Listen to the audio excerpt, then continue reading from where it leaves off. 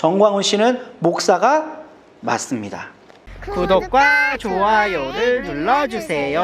안녕하세요. 기변TV 민목입니다. 한 주간도 잘 지내셨습니까?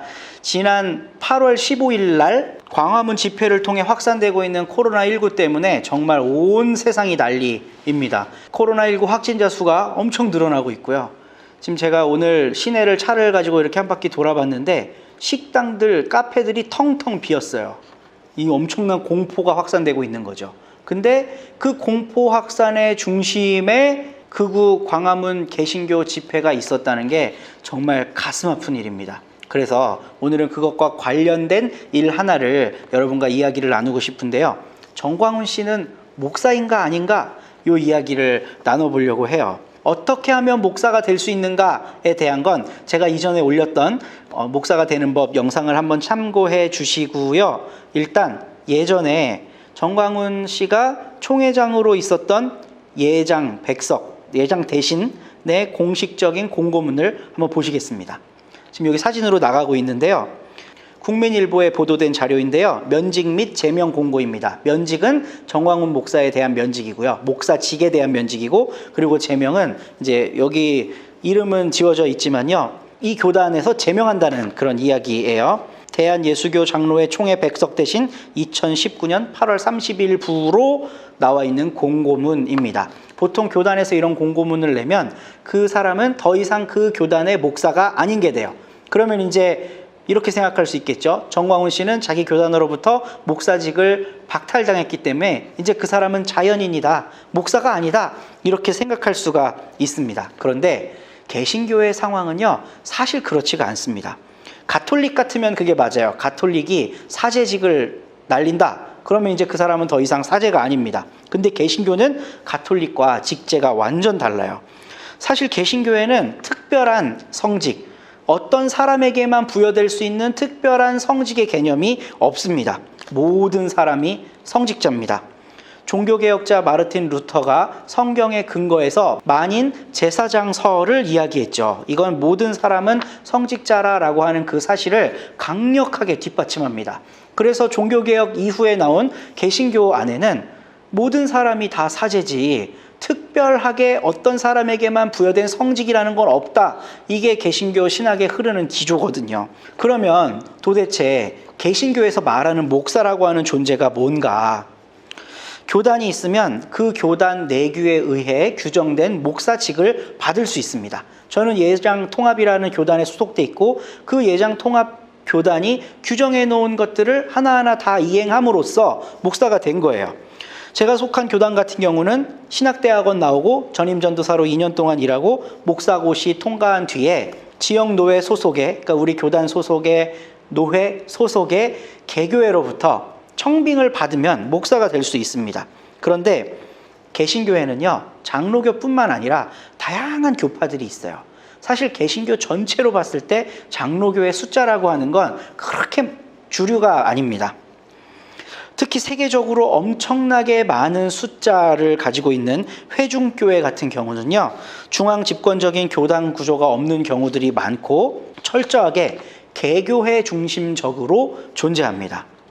그러니까 그 교회가 필요한 사람, 그 교회가 목사로 세우고 싶은 사람을 그냥 목사라고 하는 거예요. 그 교회 교인들이 목사라면 목사지 다른 이유가 붙지 않는 겁니다. 이 대표적인 사례가요, 미국에서 거의 가장 큰 교회 레이크우드 교회라고 있어요. 그 레이크우드 교회의 목사가 조엘 오스틴이라는 사람이거든요. 이 사람이 목사입니다. 아버지한테 물려받은 교회예요. 1999년에 아버지가 죽자마자 바로 목사가 돼서 그 교회를 다니면서 막 엄청 부흥을 시켰습니다. 긍정의 힘, 잘 되는 나, 이런 책으로 한국에서도 한참 스타가 됐었던 분이었죠. 그런데 이분은요, 정식 신학 교육을 받은 적이 없어요. 목사가 되기 위한 과정을 밟은 적이 없습니다. 그런데 그 교회가 그냥 목사라고 하는 거예요. 그래서 조엘 오스틴 목사 입에 짝짝 붙잖아요. 그 책이 한국에 열풍을 불러일으켰기 때문에 누구도 그가 목사라고 하는데 이의를 제기하지 않아요. 그 교회가 목사라면 목사인 겁니다. 이제 저의 경우도 한번 생각해 볼까요? 저는 이제 예수교 장로회, 대한예수교 장로회 통합 측 목사인데, 제가 교단에 반하는 어떤 행동을 해서 목사직을 면직 처리 당했다고 한번 생각해 보세요. 근데 우리 교회, 서로 교회 공동체 사람들이 저를 뭐라고 부르겠습니까? 계속 묵산 거예요. 그러니까 교단이라고 하는 것 안에서만 그 직이 있는 거죠. 사실 목사라고 하는 건 그 교회가 불러주면 그 사람은 목사가 되는 거예요. 그러니까 결론적으로 이야기하잖아요. 정광훈 씨는 목사가 맞습니다. 그런데 이 사실이 왜 이렇게 슬프고 짜증이 솟구치는 걸까요? 목사로서 보여준 그의 행보 때문에 그렇습니다. 기변TV는요, 정광훈 목사 때문에 시작됐어요. 기변TV 1편 영상이 바로 그거예요. 그런데 저는 정광훈이라고 하는 그 개인을 비판하려고 하는 의도로 시작하지 않았습니다. 그를 중심으로 퍼지고 있는 극우 개신교 운동에 대한 우려로 시작하게 된 거예요. 정광훈 씨도 목사고 그 집회에 참여하는 많은 사람들도 대부분 다 개신교인들이잖아요. 그럼 세상 사람들이 뭐라고 생각하겠어요?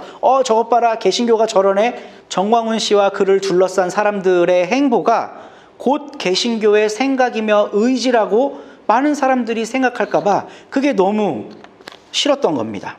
그래서 기독교는 그게 아니야, 기독교를 좀 변명해보자 하는 취지로 기변TV를 시작했어요. 시작한 지 이제 6개월쯤 되었는데요. 초심으로 돌아가서 다시 중심을 잡아봅니다.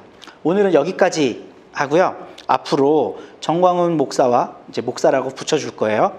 그를 중심으로 퍼지고 있는 극우 개신교 활동에 대해서 좀 이야기를 나누어 보려고 해요. 정말 그게 기독교인지, 정말 그런 모습을 보여주는 것이 많은 사람들에게 유익한지, 이런 것들에 대해서 좀 썰을 나누어 보려고 합니다. 오늘은 여기까지고요. 한 주간도 즐겁게 보내시고 정말 될 수 있는 한 지역에 있는 소상공인들을 좀 도와주세요. 어떻게든요. 참 교회도 어렵긴 하지만 오늘 저희 집 앞에 있는 식당들, 카페들 보면서 엄청 놀랐어요. 아예 사람이 없어요. 근데 그 하루 매출에 생명을 걸고 있는 사람들의 그 긴급한 상황을 우리 기변TV 구독자분들이 좀 헤아려 주시고 할 수 있는 대로 도움을 주시면 좋겠습니다. 감사합니다. 구독과 좋아요를 눌러주세요. 안녕. 다음 주에 또 만나요.